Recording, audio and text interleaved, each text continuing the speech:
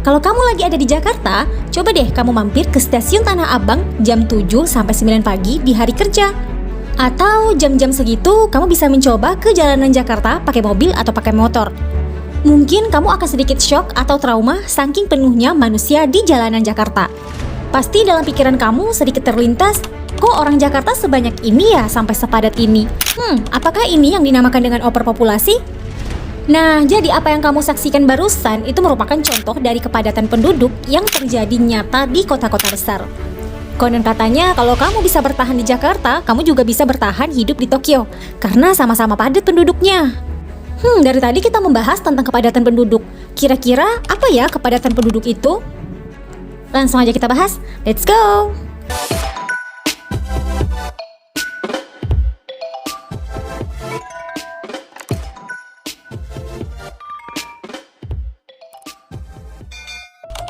Kepadatan penduduk adalah perbandingan jumlah penduduk dengan luas lahan. Secara umum, tingkat kepadatan penduduk adalah perbandingan banyaknya jumlah penduduk dengan luas daerah berdasarkan satuan luas tertentu. Ternyata ada 3 jenis kepadatan penduduk loh. Apa saja sih itu? Yang pertama, kepadatan penduduk berdasarkan lahan pertanian. Kepadatan penduduk berdasarkan lahan pertanian dapat dibedakan menjadi 2, yaitu kepadatan penduduk agraris dan kepadatan penduduk fisiologis.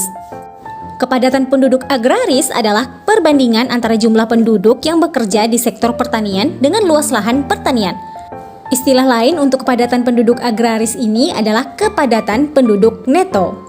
Sementara itu, kepadatan penduduk fisiologis adalah perbandingan jumlah penduduk total baik yang berprofesi sebagai petani maupun yang bukan berprofesi sebagai petani dengan luas lahan pertanian. Kedua, kepadatan penduduk umum atau aritmatik. Kepadatan penduduk aritmatik adalah jumlah penduduk rata-rata yang menempati wilayah per kilometer persegi.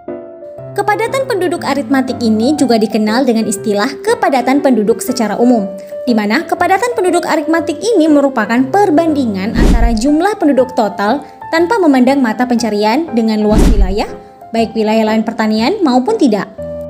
Untuk menghitung kepadatan penduduk agraris, kamu bisa mencarinya dengan rumus jumlah penduduk dibagi dengan luas lahan pertanian. Kemudian untuk menghitung kepadatan penduduk aritmatik, kamu bisa mencarinya dengan rumus jumlah penduduk dibagi dengan luas wilayah dengan satuan kilometer kuadrat.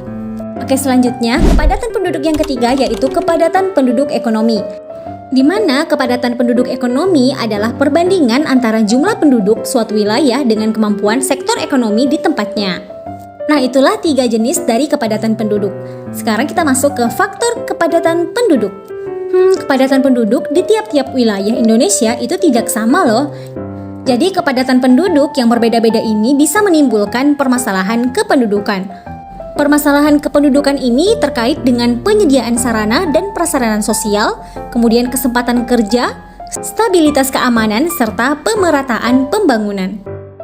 Nah, kamu harus tahu bahwa informasi kepadatan penduduk tiap daerah perlu diketahui untuk mengetahui gejala kelebihan penduduk atau overpopulasi. Selain dari itu, untuk mengetahui pusat-pusat aglomerasi penduduk, serta untuk mengetahui penyebaran dan pusat-pusat kegiatan ekonomi maupun budaya. Nah, kamu bisa lihat peta kepadatan penduduk Indonesia dari tahun ke tahun. Jadi tingkat kepadatan penduduk di setiap daerah itu nggak merata karena ada lahan atau wilayah yang kurang cocok untuk dijadikan tempat tinggal. Sementara itu, daerah yang memiliki akses mudah ke pusat industri dan memiliki tanah yang subur cenderung menjadi tingkat kepadatan penduduk yang relatif tinggi. Beberapa faktor penentu kepadatan penduduk. Yang pertama ada tingkat kesuburan tanah, kemudian yang kedua bentuk lahan, yang ketiga iklim yang baik, lalu pusat pemerintahan, lalu pusat kegiatan ekonomi dan industri, lalu ketersediaan prasarana jalan, dan ketersediaan pusat pendidikan. Nah, kira-kira apa sih dampak dari kepadatan penduduk? Jadi kepadatan penduduk pada daerah tertentu ini memiliki efek samping dan dampak terkait dengan permasalahan kependudukan. Nah, apa saja permasalahannya? Yang pertama, munculnya kawasan-kawasan kumuh kota dengan kumuh-kumuh yang tidak layak huni. Kemudian tingginya kompetisi di dunia kerja, lalu turunnya kualitas lingkungan, dan terganggunya stabilitas keamanan. Kepadatan penduduk yang berlebihan tentu saja akan mengganggu kenyamanan bersama di lingkungan tersebut.